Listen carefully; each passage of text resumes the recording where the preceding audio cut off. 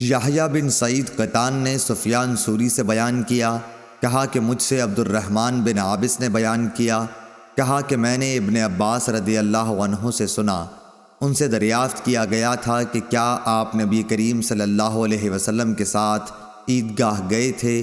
انہوں نے فرمایا کہ ہاں، اور اگر باوجود کم عمری کے میری قدر و منزلت آپ کے یہاں نہ ہوتی تو میں جا نہیں سکتا تھا۔ آپ اس نشان پر آئے جو کثیر بن سلط کے گھر کے قریب ہے، آپ نے وہاں نماز پڑھائی، پھر خطبہ سنایا، اس کے بعد عورتوں کی طرف آئے، آپ کے ساتھ بلال رضی اللہ عنہ بھی تھے۔